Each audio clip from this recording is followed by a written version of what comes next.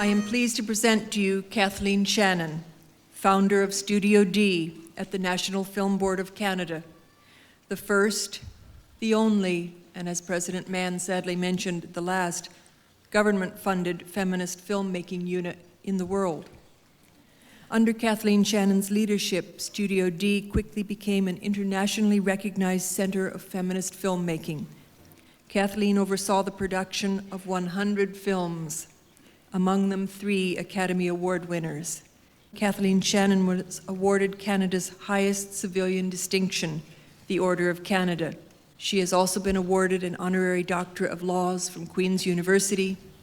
Studio D itself was declared a national treasure by the Canadian Institute for Women's Culture.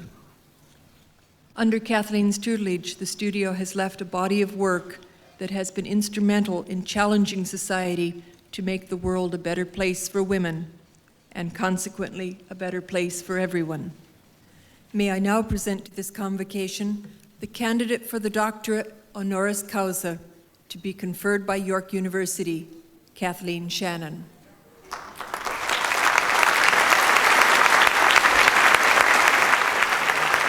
By the authority vested in me by the Senate of York University, I hereby confer on you the degree of Doctor of Letters, honoris causa.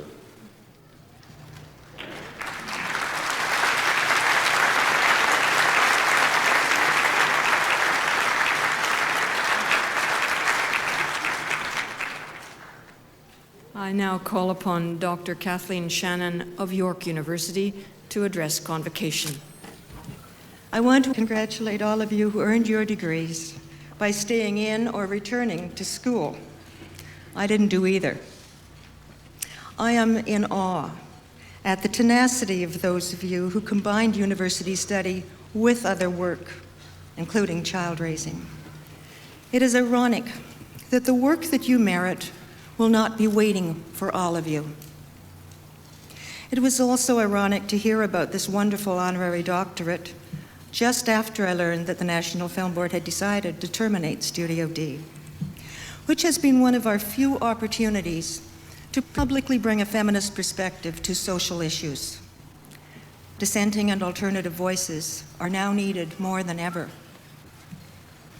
I wish you well as you leave here, as you think for yourselves, honor your skepticism, and trust the wisdom of your own life experience. Thank you.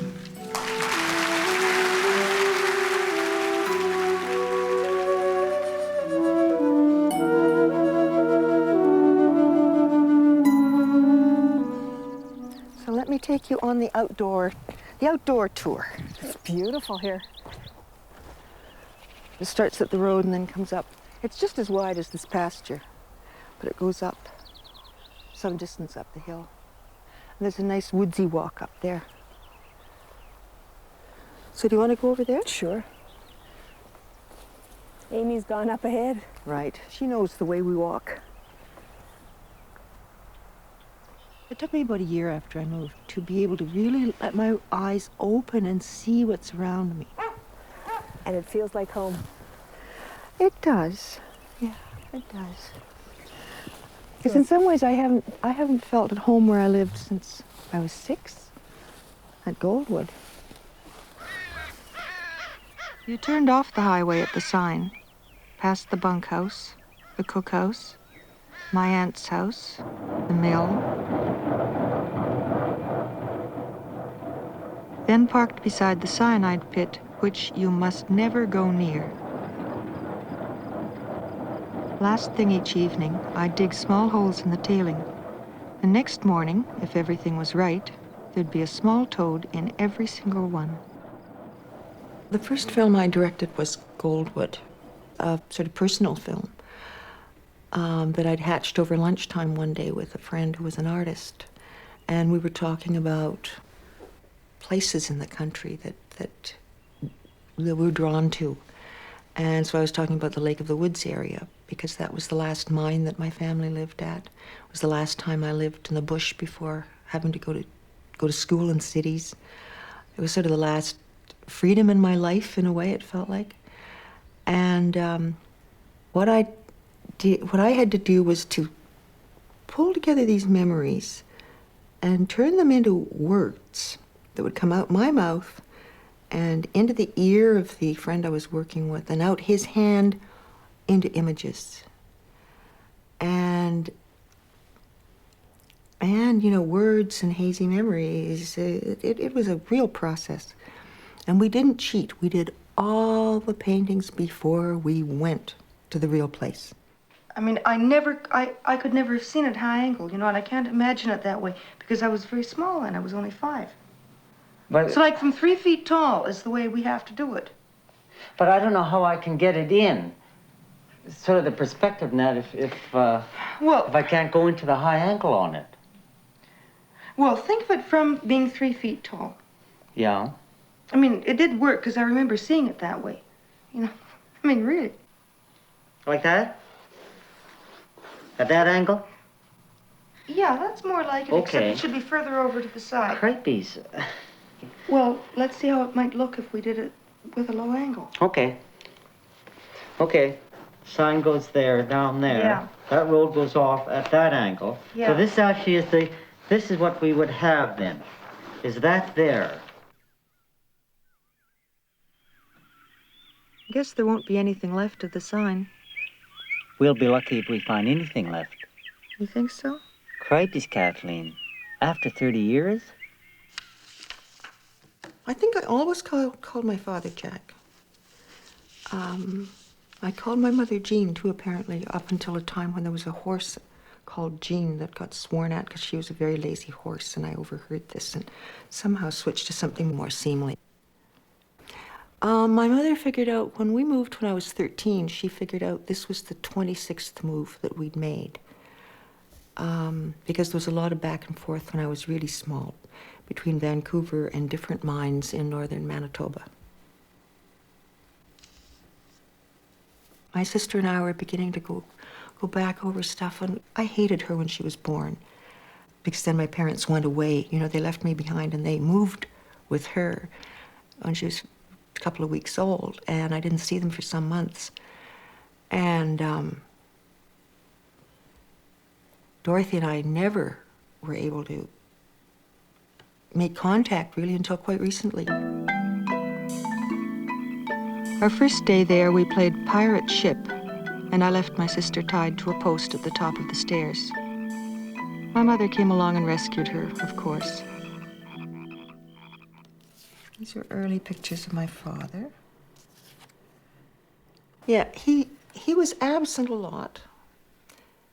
And there was also the absentness of, you know, that alcohol causes. Town was a bit of a letdown while my father went shopping.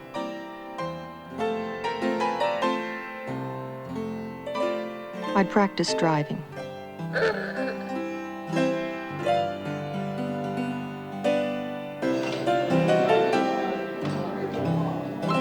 Are you sure your father's here?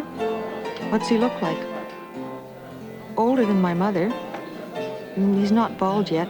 He has a family resemblance.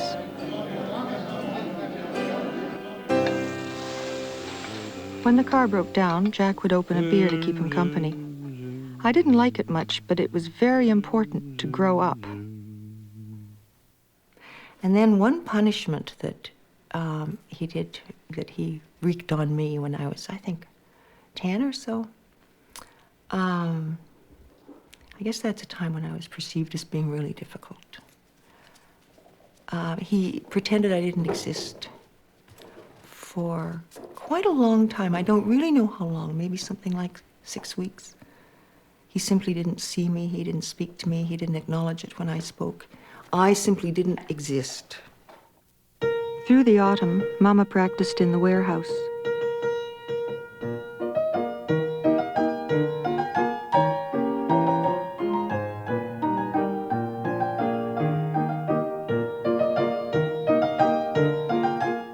After freeze-up came, they wheeled the piano home across the lake.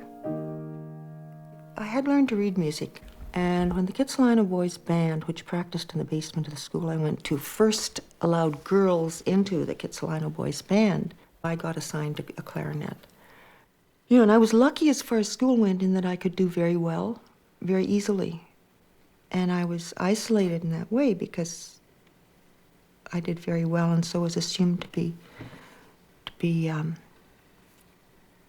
aloof and proud of it and stuff like that, when what I really was kind of desperately shy, because I never really, I think, really learned to socialize as part of a group. Even then, I think I tended to start groups and lead them, because that was easier than feeling like an outsider in a group. I happened upon a summer job, which was cataloging the background music for a small film company. I was 17 when I moved out of home because I now had an income. But I began to have really exciting moments of just suddenly knowing that's the music for this sequence, and you know, matching it up, and it fit perfectly. You know, I couldn't possibly have known consciously that it would, but I began to have, I guess it's that creative experience of tapping into a part of yourself that isn't part of your conscious knowledge. I guess it was for me, like for some people, university is. That kind of coming out of school and being in what feels like an adult world and feeling like you're on the forefront of different things and doing exciting things and being independent. We used to get together, and just this few of us would get together and listen to music and drink and just and talk and talk and talk and talk and talk.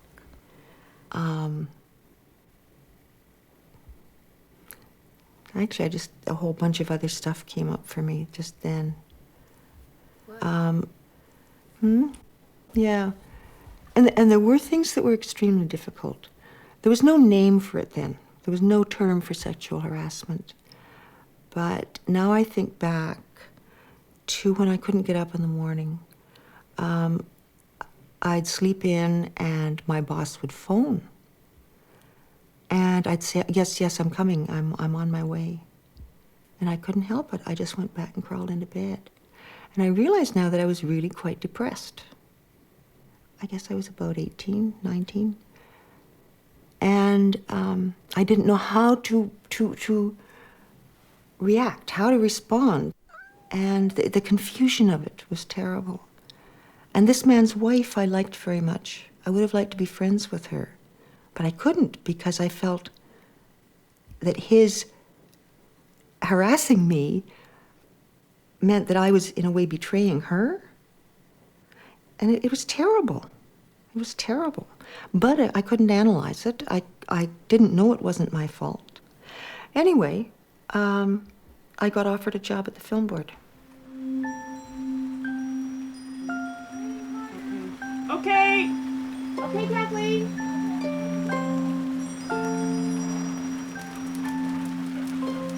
Oh, Kathleen, wait, sorry. Can you go around and we'll do it again? Amy, Sorry about the rain.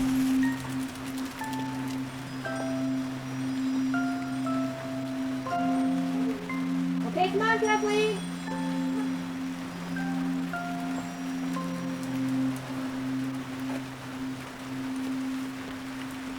Hey, I've got to tell you what Amy was doing.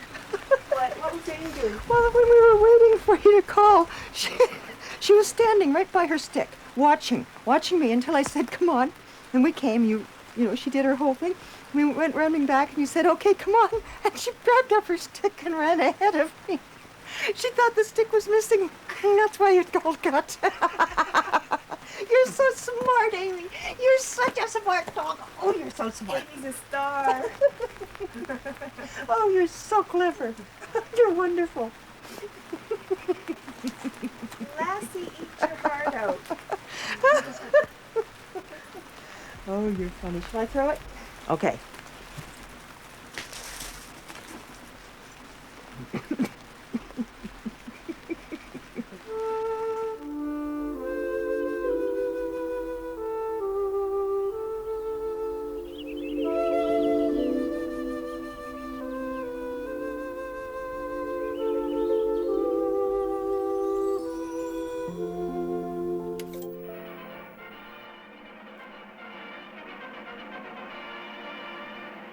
This is a little surprise that Terry has put together for us, and she spent some time in the archives at the Film Board and pulled out a few gems.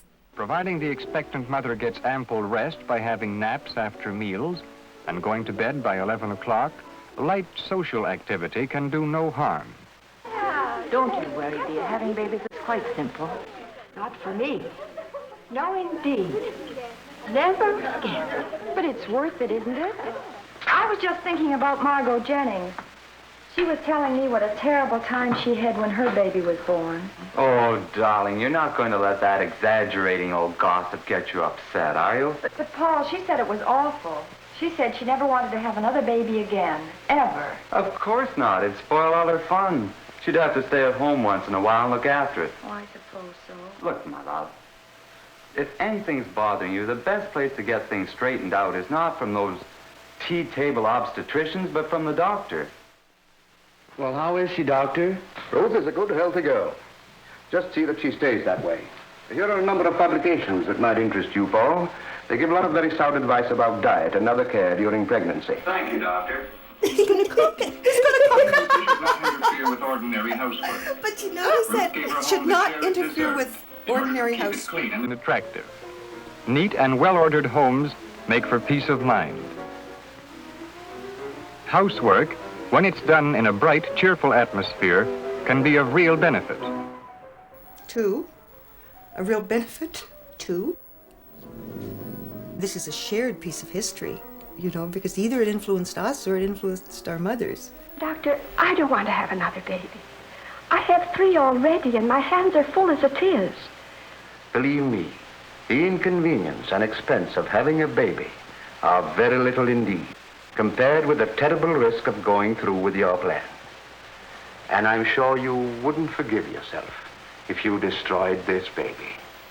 This is what we were being told. Films that just provided a kind of window on what women were being told by their government agency, the Film Board, in the 40s and 50s.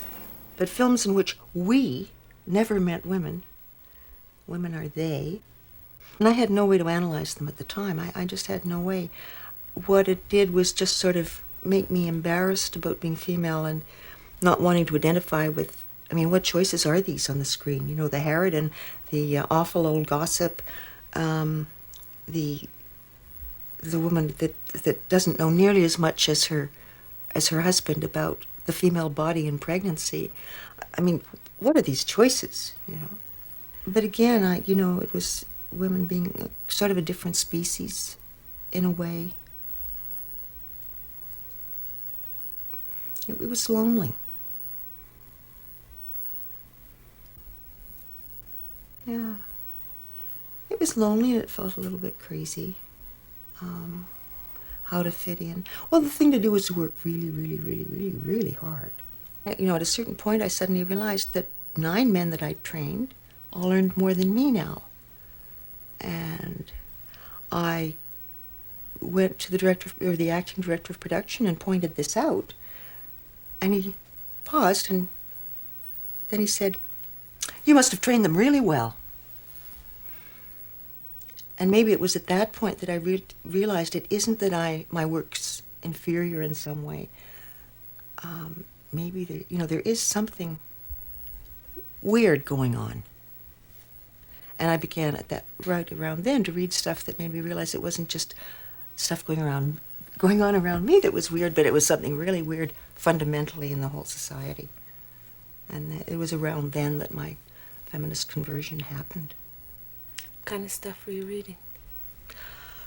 Oh, lots and lots after the first. The first book I picked up in a train station when I was going to research the Working Mothers films. And I saw it down there. I was getting something to read on the trip and saw this book called Voices from Women's Liberation down. There were a whole heap of copies on the floor, and I started to sweep by, feeling, women that burn underwear publicly and stuff, it just makes it harder for the rest of us. And then I thought that I do like to be broad-minded, so I went and I bought a copy and I put it in my purse. And I got on the train and I turned the cover back so nobody could see what I was reading. And I read the introduction, and it was kind of flowery language, but it was extraordinary. It made remarkable sense. And when I got to the end of the introduction, I found it was written 100 years before. And I realized that the suffragists weren't a bunch of crazy, embittered spinsters running around wearing funny clothes and embarrassing all decent women. This was another way to look at things. Things began to make sense. And within a 2-hour train ride, my whole life had changed. All sorts of puzzles, things. That's why I felt, well, of course I felt that way. No wonder. I mean, just all sorts of things. It was incredible. Things were never the same again. And then I got mad. And then I was really, really mad. I worked on a series that was a women's health show. And they had a third sound person who was a man, and he was getting paid twice what we were being paid. Oh, and the male cinematographers were allowed assistants, and the female cinematographers had to work by themselves, but expected to produce exactly the same quality of work. And another thing, the third sound person that they did hire, he did maybe 2 shows, and myself and another woman did all the rest, and his name was on every single show. First. And I think it's hard for a lot of, young women today who are kind of making films almost in isolation, because that sort of community isn't really there anymore.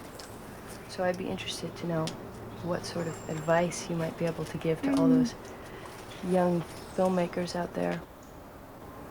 Get a group of women friends together that you can work with. And yeah. Or just to debrief after a day that's hard. It's just really good to have people who know what you're talking about. Yeah. To listen and say, oh, I know. That's so crucial. Otherwise, you just feel you're crazy. I spent years feeling I was crazy. Thinking you were the only one. Yeah. My perception's different. It must be wrong. Luckily, I grew out of that.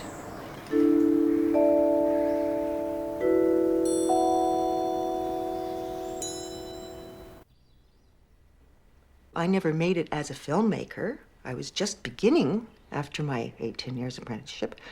When I moved into this management position and started Studio D, after about 5 years of sitting in those management meetings, most of the time, it was just me with a number of men.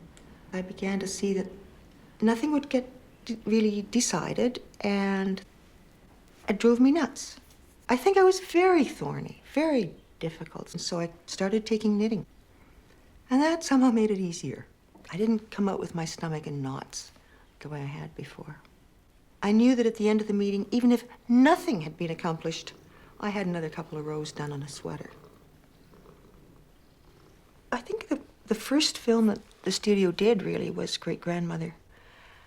And I remember when we took it to the program committee.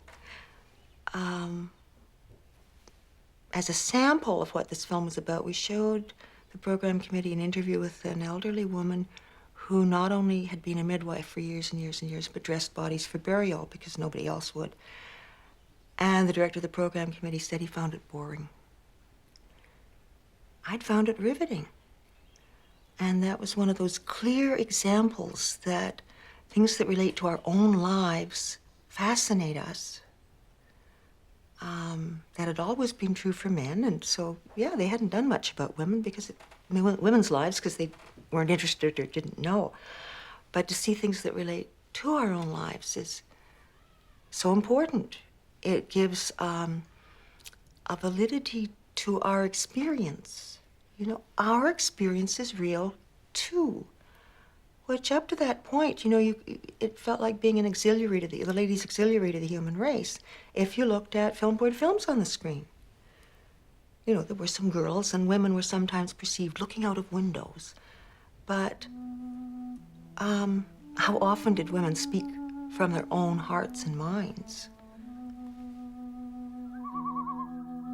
That whole thing of universal and special interest, it has nothing to do with population numbers. It has everything to do with who is defining what is of interest.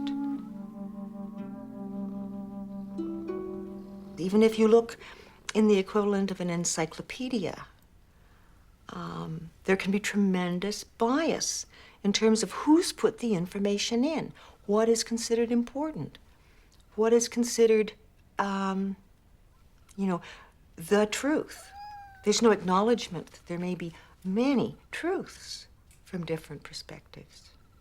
If you learn an awful lot about women audiences and the lives of women in your country and around the world by the reading you do, the people you talk to, the films that get made, the research that's done, connecting with women in media all over the world, you're not perceived as an expert. You're perceived as far too biased to be believed. And it seems to me, what other subjects are treated like that? Alternative medicine to an extent, and UFOs. What else is it? Where else is it the case that the more you learn, the less of an expert you can be? And, we want someone objective to talk about this, so someone that knows zilch is brought in. So the film we made about abortion, for example, which was the stories of women in 6 countries. It didn't touch the whole issue of when does life begin and those thorny moments over which people debate and argue. It just looked at the realities of women in 6 countries. And it did not include the views of the male legislators, the males in the medical profession, the male lawyers, the male theologians who keep pronouncing about this issue. It simply listened to women making that incredibly difficult decision around whether to have this particular child or not. And CBC wouldn't show it because it didn't present the other side of the story. But when they had just had hours and hours and hours of coverage of a Pope's visit somewhere, I would have thought that this film might present some balance. The other point of view is only wanted when the first point of view by the dominant culture is defined as deviant. And so there really are different ways of seeing. We learn to see differently. We learn to see different things in different cultures and across the culture of women and the culture of men. Gerry, this is the piece of knitting I was talking about. See how it matches? Oh, yeah, it does. Now with the mist coming in, this looks more vivid, but somewhere in there they match perfectly.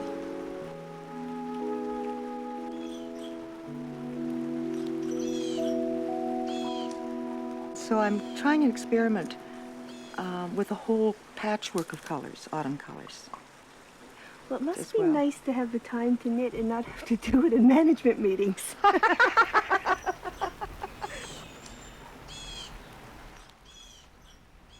Well, in my family, anything called for a drink. If you're upset, have a drink. If there's something to celebrate, let's have a drink. Anything, everything. And then when I began working with people working in film, there's a lot of alcohol flowing. I would be told that, approvingly, that I could think like a man and that I could drink like a man. And I took those as compliments. This is a clue as to what I'm supposed to be like. I drank a great, great deal. And people who knew within the studio were really very discreet. And there were several attempts made, I think. I think people must have been very worried about me. And then finally one day, 3 people from the studio came over and just very gently confronted me. And they'd looked after everything. One of them packed my clothes. They took me to the hospital for the detox process that people were supposed to have done before getting into this clinic. And they delivered me there. And it must have taken tremendous courage on their part. The clinic was another thing. An advantage it had was that all the staff, virtually all the staff, were alcoholics. So that it wasn't, there was a real connection of, people knowing what you're going through. The problem was that there were very few women there. They talked, as a matter of fact, about if they ever had more than 1/4 of the inmates women, the tension level rose. I heard a guy tell his story, and his story moved me very much, except the fact that when he talked about trying to push a woman out of a moving car, trying to stab a woman, trying to throw a woman off a balcony, everybody laughed. That kind of programmed laughter, the same programmed laughter that a stand-up comic just has to say wife or mother-in-law, and everybody laughs. And I realized this doesn't feel like a safe place for me. I completely shut down. I didn't speak to anybody. I followed all the rules, all the stupid rules, like changing out of your running shoes into other shoes at the right time, and it was sort of like school. And I just went through it numbly. And the following week, these guys said that I was so much easier to get along with, so much more approachable. It was a nightmare. It was hitting bottom. The clinic was the bottom I hit. However, it worked. There must be a better way. There has to be something better for women. Is that why you're a counselor now?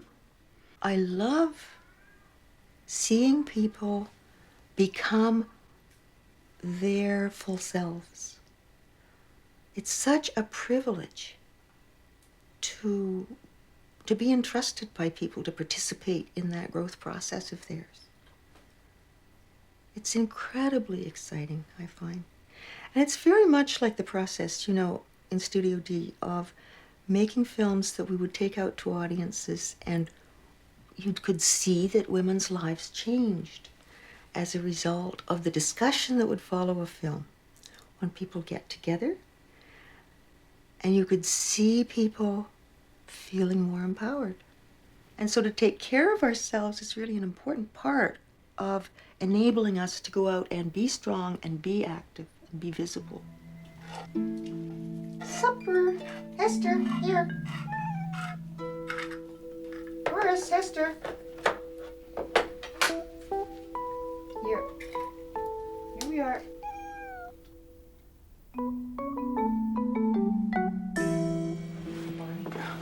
There's a seat. Where's the stink bug? Yeah, I just wanted a sound thrower. I need to do something soon. Time code 152228. Kathleen, it's really nice to be here today.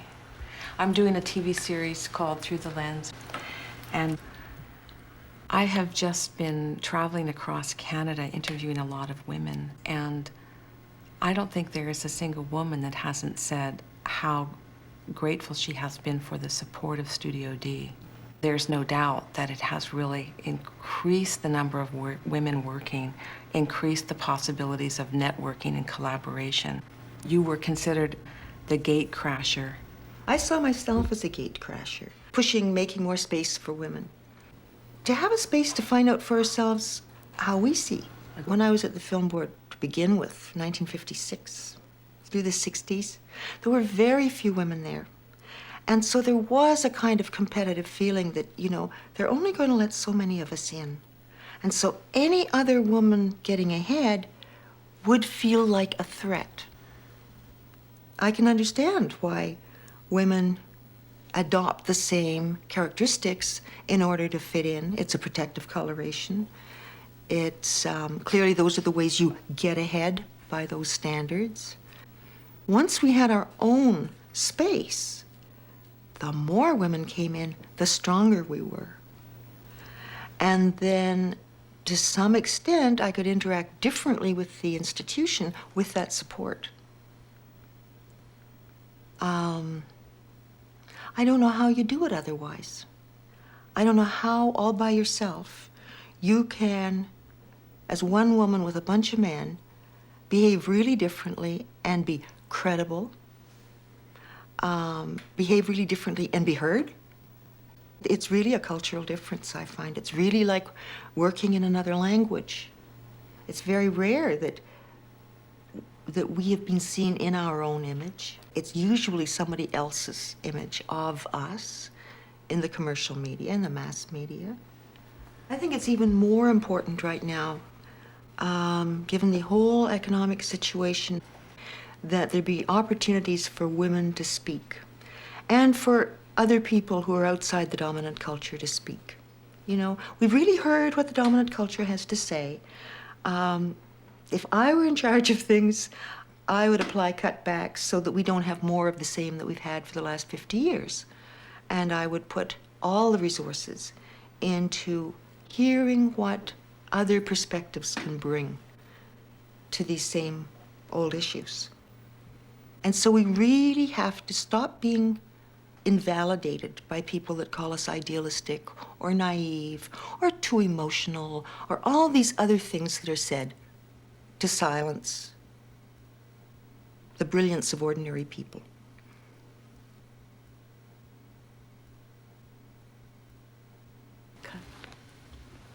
Hi. I was wondering, would you take Barnabas today? Yes.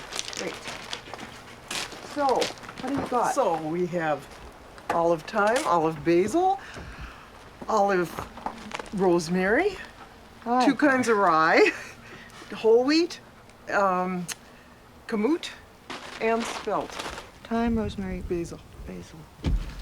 Rosemary.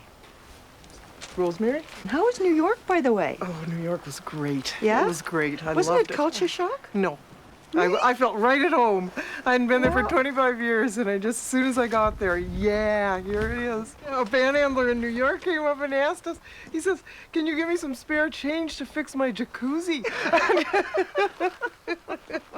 And the whole trip was like that. Wow. Thank you. Oh, I love your button. It's an hour even. Oh, an hour even. Yep. Okay. Thanks. Good. Do you know when the next bulletin's coming out, the Barter Bank Bulletin? Or I the think whatever? it just came out. Yeah, Oh. we're going to get one today. Yeah? Do you want us to get you one? That'd be great. All right. Yeah. Okay. Super. Did you hear what it's supposed to do? It's supposed to be more of the same. Okay, thanks.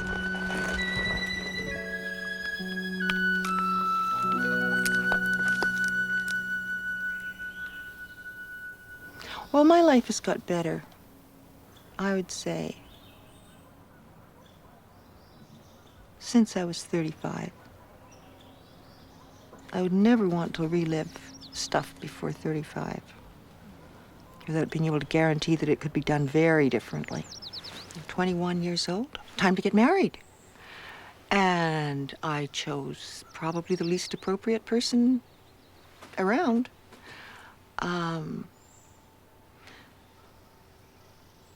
And that was an absurd situation. We separated quite soon, and there were some stormy alcoholic get-togethers and departures, and I mean, in some ways, I'm lucky I survived. A couple of situations where I could have been dead. And then before long, I repeated the pattern, and when I became pregnant, I didn't have the courage in 1960 to have a child that was, quote, illegitimate, unquote. So, got married again. It was awful. It was just terrible. I somehow was responsible in a very traditional way for all the housework, all the child care, all of that, but I also earned the income to support a number of people, actually. And it was, I think for about 5 years I never read a newspaper because there wasn't time. And I was on a frantic edge all the time. I felt guilty. I felt guilty at work when I had to leave for family reasons. All the boys didn't have to. I felt guilty towards my child. I remember one night I worked late. And I phoned home, and his father put Chris on the phone. Chris was 2.5, maybe 3, and vanished. And, you know, here I had Chris on the phone, and he wouldn't say goodbye. He just kept saying, you know, when are you coming home, or something, you know, heartrending like that. And he wouldn't hang up, he wouldn't hang up, he wouldn't hang up. And finally I had to hang up because there was there were people waiting for me. And I hung up, and, you know, neither his father nor his stepbrother had noticed what was going on. And then his father told me afterwards, you know, how he came out, and here was Chris, you know, lying down, sucking his thumb, lying down next to the dog. And, you know, that was my fault. There were a lot of things that are really not comfortable to remember. And things that are humiliating to remember. So many women carry stories like these. Guilt, feelings of inadequacy.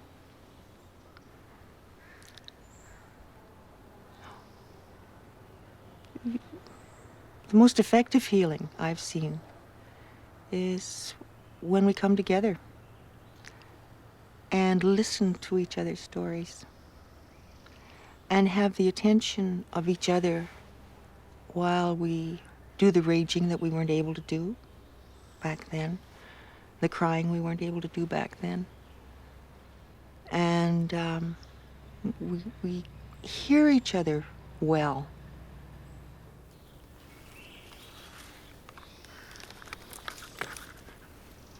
Something I didn't anticipate was that after I'd been here about 1.5 years, I suddenly got arthritis, and that really threw me. I just started the guest house. I'd opened up my house as a guest house in order to help pay for it. And suddenly I couldn't, you know, take pillowcases off pillows and things like that. And at the moment, it's not too bad. I've just come off a very long siege on a steroid drug. And at the moment, it's not too bad. You know, my hands are much weaker than they used to be. And they're a little sore, but it's nothing compared to the pain when it flares up. So I find it hard to live with the fact that I don't know how my body will be. So the uncertainty about what may happen, I find hard to live with. I've not learned to live with that kind of uncertainty.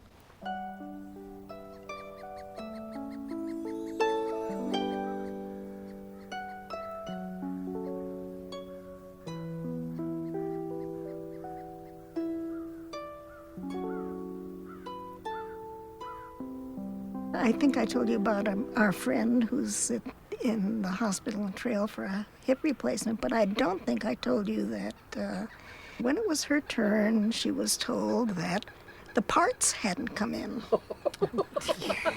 Take your automobile home. And I'm so naive. I said to her, what parts? The replacement parts, so. Yeah, I saw this woman in some store struggling on with these 2 kids, and I felt free to go to her and say, "It's okay, they grow up. Leave home." And she just about put her arms around me and said, "Do they? Do they? Oh, you get me too." Yeah, you do feel that too. I don't know if it's so much respect as simply that you know, I'm over the terrible addiction I had of it being so important what other people thought. Yeah. And somehow that has lessened. And so I feel much freer that way. I don't know, I just feel very free to say what I think, what I feel. But my God, I look at the young women I see around the center, and I just can't believe it. I mean, I feel so strongly about their struggle just to survive, and I mean just to survive, because they have moved heaven and earth, and they are nowhere, and they know it, and they're getting desperate. And I listened to them for the last 2 years, and I found it very hard after a while, because I couldn't find a way to help. Couldn't find a way to help them out, and they can't find a way. So, I don't know what happens. Where do we go from here? Where do we leave these young people?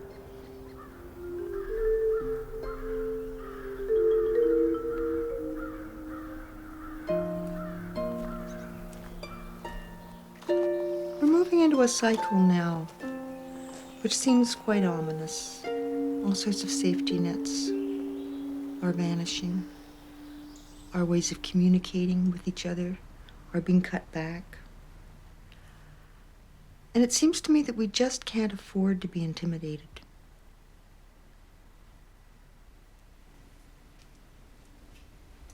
What I've found most inspiring is the kind of discussion that grows among a group of people. And each person has a unique vantage point, a unique perspective. And when we bring our perspectives together, then we can see in much greater depth.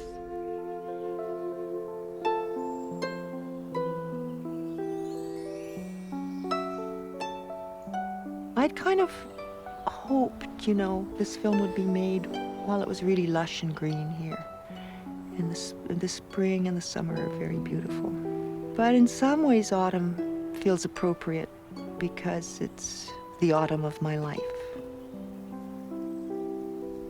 Now that I live in a more benign climate, I can enjoy autumn. I don't just curl up and, you know, the winter's coming and it's so awful. Here, winter isn't that bad. I sort of hope I can make that analogy apply to my life, too, that I can enjoy this autumn time, which is a wonderful time, without fearing the winter too much.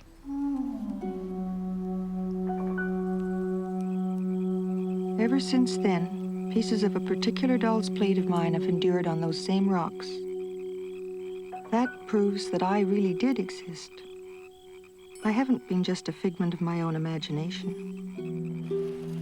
That was the last place we lived before the adults really ganged up to make me accept their truths. There's not much intellectual freedom after the age of 5.